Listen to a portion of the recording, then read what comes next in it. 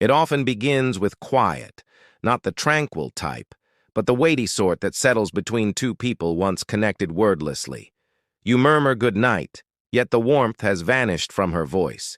You try to take her hand, but she feigns ignorance of the gesture. The woman who used to send lengthy texts now answers in monosyllables. You rationalize it, she's exhausted, overworked, occupied, but internally you sense a vital change. The cadence that united you is fractured, and all your attempts to restore it are futile. Men frequently overlook the end, because we are wired to repair. We remain well past the point of clear damage, trusting that loyalty can mend what love has already forsaken. Yet relationships don't detonate. They wear away quietly. They perish gradually via 1,000 minor violations of respect until you find you're contending with an apparition. You're vying for focus that actively avoids being captured. Here is the reality most men disregard. Once a woman's respect for you is gone, the connection is over. It doesn't matter how much love you perceive remains. Respect is the very air that sustains attraction. After it disappears, all else asphyxiates. It will be apparent in small ways initially. She cuts you off in front of others. She admonishes you about insignificant matters. She seems exasperated when you talk. These are not random acts. They are signs she has ceased viewing you as someone to admire. Instead, you are someone to handle, to fix, to challenge. And each instance you remain quiet to maintain harmony, you show her your tranquility is bargainable. You cannot use love to reclaim respect. This is the error men repeatedly commit. You attempt to demonstrate your value with benevolence, magnanimity, and tolerance, yet this only solidifies her superior position. You are relegated to her emotional attendant as she assumes the role of your evaluator. And evaluators do not develop romantic feelings for the one being assessed.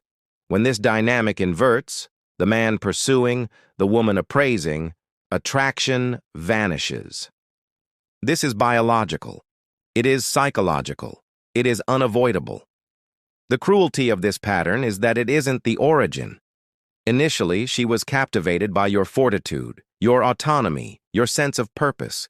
She respected that you did not require her for your own sense of wholeness. Yet, at some point, you exchanged your distinctiveness for ease. You ceased guiding with intent and began requesting approval. You started inquiring rather than determining, justifying rather than declaring, bargaining rather than holding your ground. That is the point she started to pull away. It wasn't that her love ended, but that she no longer felt secure in your guidance. The most difficult reality to embrace is this: women don't cease loving, they cease admiring.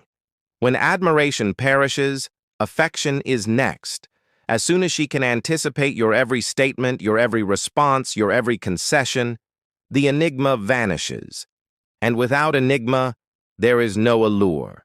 You are now emotionally legible, and she is already composing your epitaph as you continue to patch the fractures. This, however, is not about assigning fault to her. It is about perceiving yourself accurately. Because from the instant a woman senses she can slight you without reprisal, a timer starts. The volume of shared positive memories is irrelevant. Once she no longer views you as a man she can trust to lead, she views you as an assignment to be fixed. No man endures being loved as if he is a complication. This is the juncture where most men must leave. Yet, they do not. This is because departing feels synonymous with defeat. You believe exiting signifies you surrendered prematurely.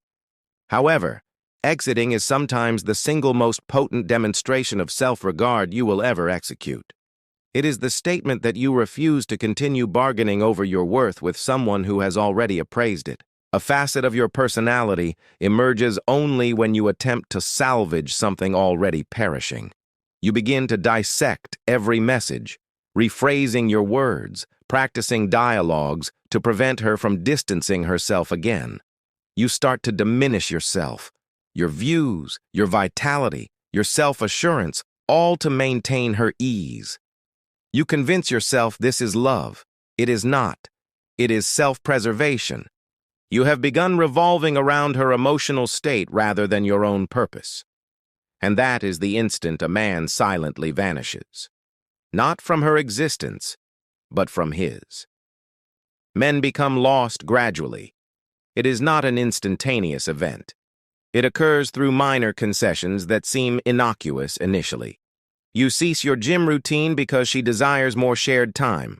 You cease meeting friends because she expresses insecurity. You cease voicing your thoughts, weary of the conflict. Soon, you find yourself inhabiting a life structured completely around evading her displeasure. You are now the echo of the man she originally loved, not due to insufficient change, but due to excessive adaptation.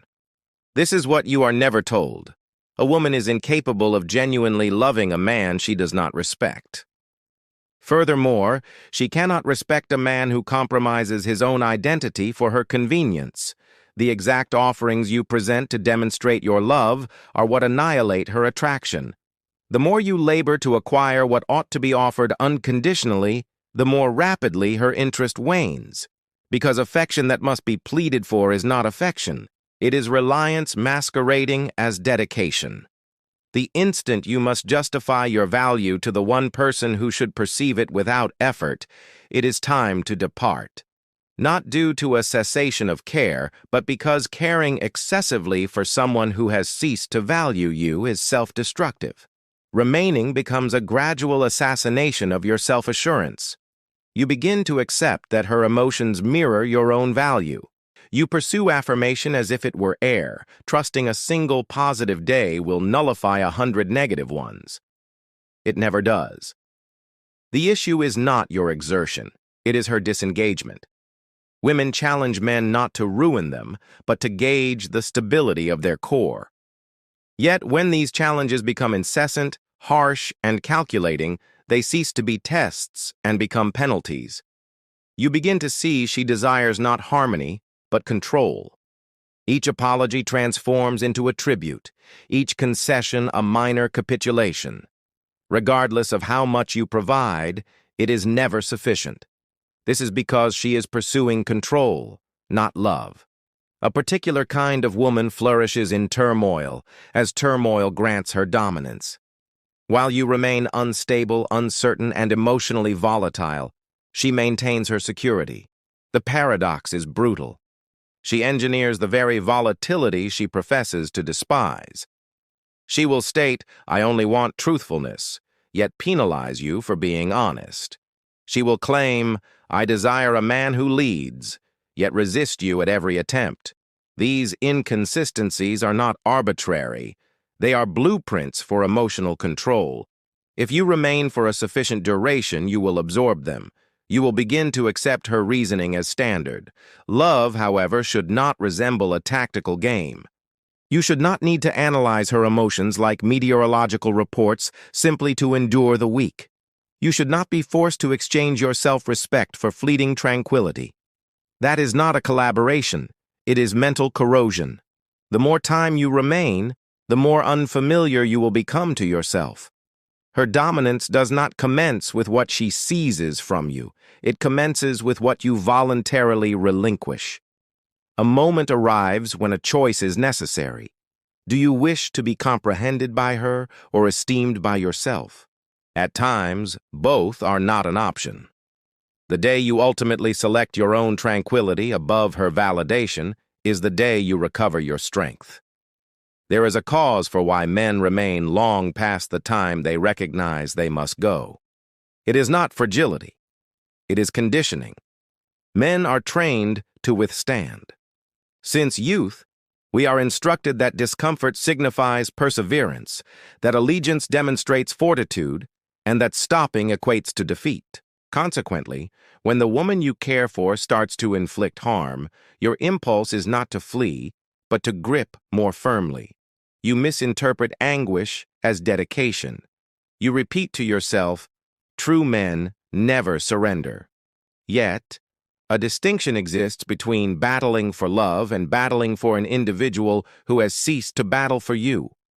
What the majority of men fail to grasp is that each time you remain in a connection that infringes upon your serenity, you are instructing your neurological system that turmoil is standard. You begin to conflate apprehension with thrill. You begin to accept that love must be accompanied by suffering. The longer you persist in that tempest, the more your physiology links volatility with closeness. This is mental programming. You become dependent on the peaks and valleys.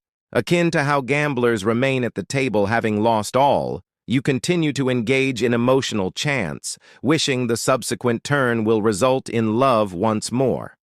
But affection that demands perpetual persuasion is not affection. It is an emotional liability.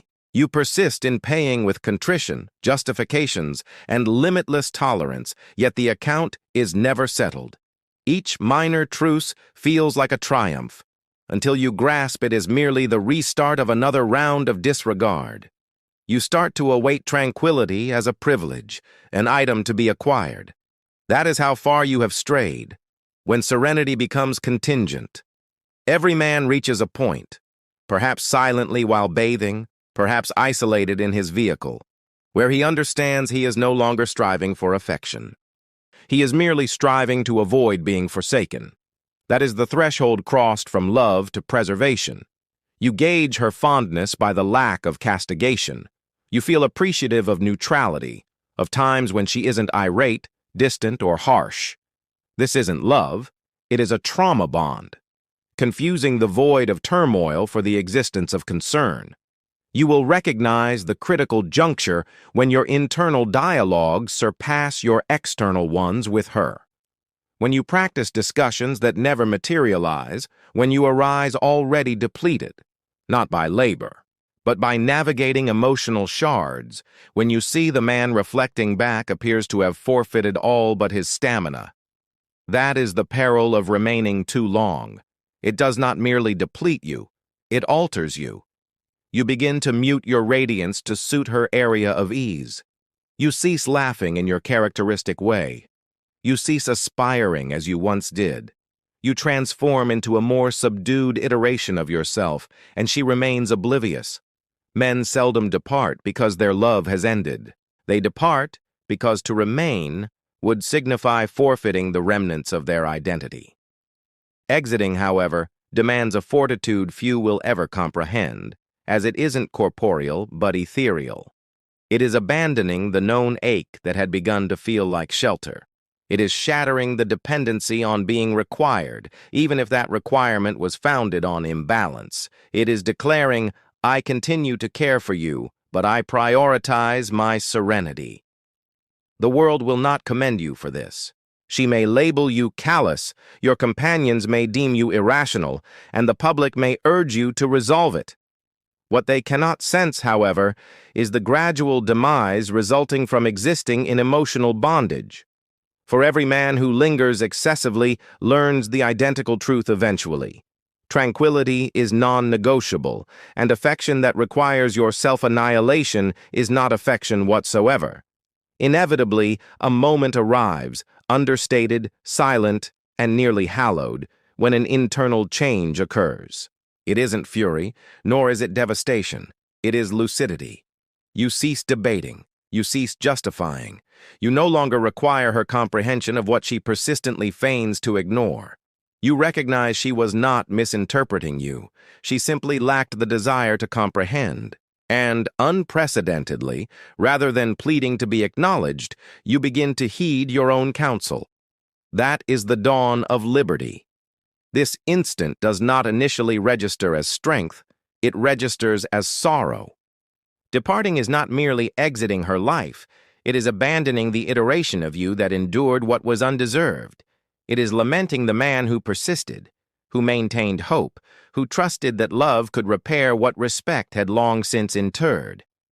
It is the silent acknowledgement that resolution does not always arrive via language. It manifests as quiet, as separation, as tranquility. Disengagement does not signify an end to caring. It signifies an end to hemorrhaging for someone who refuses to sheathe the blade. You cease enrolling for anguish. You cease pursuing justifications that will alter nothing. You acquire the ability to endure the unease of ambiguity, and you start to grasp that you do not require the reasons. The reality is, the more time invested in deciphering another's turmoil, the greater the distance from your own lucidity. Certain individuals are not riddles to be solved, they are tempests to be exited. The instant you halt the pursuit, the entire structure fails. The influence she previously wielded dissipates the moment your focus ceases to feed her self-importance. This is because women who flourish on dominance are not dependent on your affection. They are dependent on your response. When you cease responding, you deprive the theatrics of sustenance. You remove the emotional fuel that sustains the blaze. This is the reason quiet following turmoil is so potent. It is the sound of a man recovering his sovereignty. Yet departing is not a gesture of rage. It is a gesture of realignment. It is the selection of reality over ease, self-regard over connection, and serenity over what could be. Potential is the snare that captures most men, the illusion of her future self, contingent upon her transformation. You become enamored with her possibilities while enduring her actuality. Potential lacking responsibility, however, is toxic. Each time you insist she will transform, you prolong your own distress. Transformation is not an event you anticipate. It is an event you observe. If it cannot be seen, it is not authentic. Exiting is not about penalizing her. It is about safeguarding yourself. It is about acknowledging that tranquility is not an indulgence. It is a limit. And limits are the means by which a man recovers his identity following years of corrosion. The initial limit is quiet. The next is separation. The final is apathy. These are not callous reactions. They are essential ones. For emotional disengagement is not brutality. It is lucidity. You at last perceive her behaviors as they exist, not as you desire them to be. Following this, something remarkable occurs. You cease feeling rage directed at her. You cease attempting to force her to recognize your value. You no longer require her contrition. You begin to understand that her conduct toward you was never an indicator of your worth. It was an indicator of her own constraints. You start to grasp that resolution does not stem from her apology. It stems from your choice to halt justifying yourself to an individual dedicated to misinterpreting you. Departing is not the conclusion. It is the homecoming. The homecoming to your mission, to your tranquility, to the person you were before affection turned into self-preservation. Once you experience that serenity again, the sort not reliant on her emotional state, her validation, or her focus, you will never again exchange it for turmoil. Reconstruction begins silently. There is no ovation, no theatrical instant of triumph. Only a man in quiet, relearning how to inhale without treading cautiously. The initial nights feel alien, not yet serene, merely void. You grasp for your device by rote, only to recall there is nothing to monitor. The void feels like deprivation, which it is in a sense. You are not merely bonded to her. You are dependent on the emotional surges, the rush of repairing, placating, and pursuing. Detoxifying from imbalance requires time, but the tranquility that supplants it will feel like reality repatriated.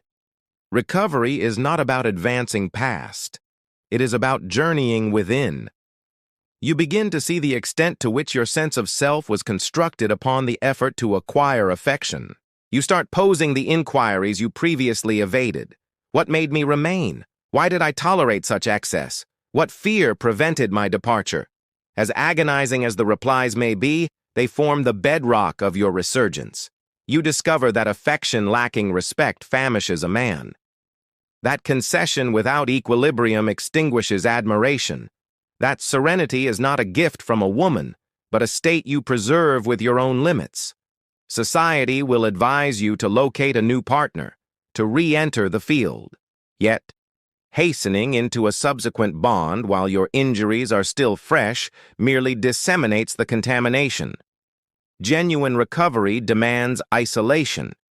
It demands recalling the person you were before you contorted yourself into an acceptable shape. It necessitates quiet, not desolation, but contemplation. Desolation is vacant time. Solitude is hallowed time. It is the crucible where men restore their identities. Here, your strength begins its resurgence. You resume saying no, not from resentment, but from lucidity. You cease justifying your choices to individuals unworthy of intimate access to your life. You reacquaint yourself with the gravity of your own being. You grasp the immense energy formerly squandered on mending what was meant to remain fractured. You begin channeling that energy into your own self, well-being, skills, and mission. You cease seeking affirmation in her response and commence discovering it in your own advancement. Then, a magnificent thing occurs. Tranquility becomes your default requirement. You halt the pursuit of thrills linked to precariousness. You no longer mistake intensity for volatility. You begin to perceive how serene, dependable, shared regard feels like fortitude, not monotony. You now comprehend that affection devoid of serenity is not affection. It is turmoil disguised with fragrance. You start to grasp that departing did not render you callous. It rendered you purified. You are no longer bearing her turmoil within you. You are inhaling your own atmosphere once more. You will recognize your recovery when the desire for her return vanishes, not from hatred, but from the final realization of the profound self-diminishment required to remain. You will reflect and understand that you did not lose her. She lost you. This is because she will never encounter the iteration of you that emerged from the debris. The man who discovered that quiet can resonate more than justification. That self-respect can be more alluring than franticness. That departing can be the most potent declaration of self-love you ever utter. Once that understanding solidifies, you will not pursue again. You will not plead again. You will not misinterpret your compassion as a binding duty again. For when a man masters the art of departure with serenity in his gaze and an absence of malice in his spirit, he becomes invulnerable. A time arrives when you cease recounting her actions and begin narrating your lessons. The suffering is no longer a raw injury. It becomes insight woven into your being. You cease to view her as the antagonist. You view yourself as the man who ultimately ceased bargaining over his own value. That is the true triumph, not vengeance, not substitution, but reclamation.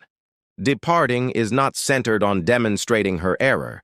It is centered on demonstrating to your own self that your essence was always greater than her treatment of you. You begin to grasp that all you endured served a function. The disloyalty instructed you on limits. The disregard instructed you on self-respect. The quiet instructed you on self-discipline. Each instance you believed you were fracturing, you were, in fact, being reconstructed. Anguish is existence's most truthful mentor. If you remain attentive, it bestows something vastly superior to ease. It bestows lucidity, and lucidity is the genesis of strength. The reborn iteration of you will not endure what the former iteration pleaded for. You will cease confusing turmoil with connection. You will cease idealizing imbalance.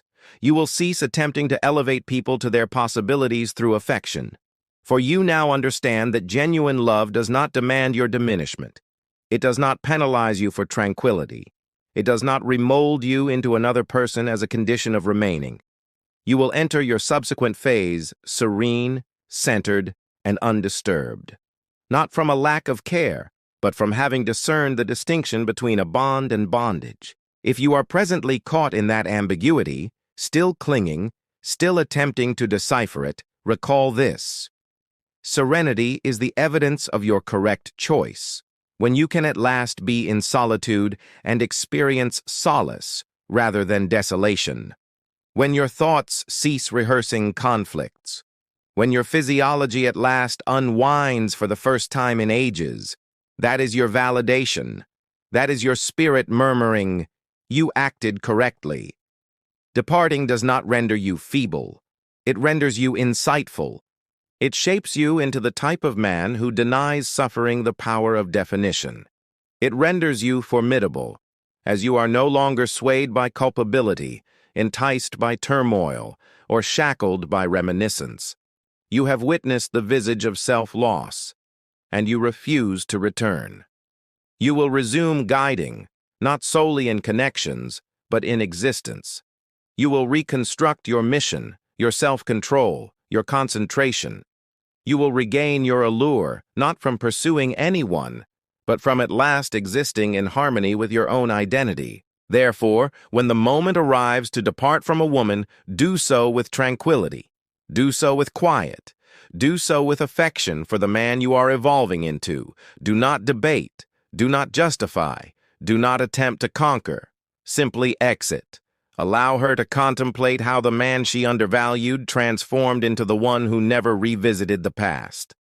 For at times, the most potent retribution is not demonstrating your value.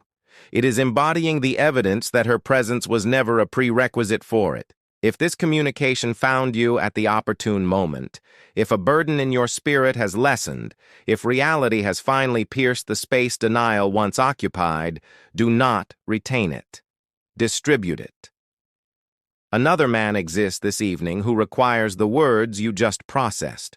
Press the like icon, enroll for updates, and sustain the channel via the hyperlink in the details, as each mind we arouse cultivates more resilient men, sharper intellects, and firmer limits. Serenity is strength. Select it.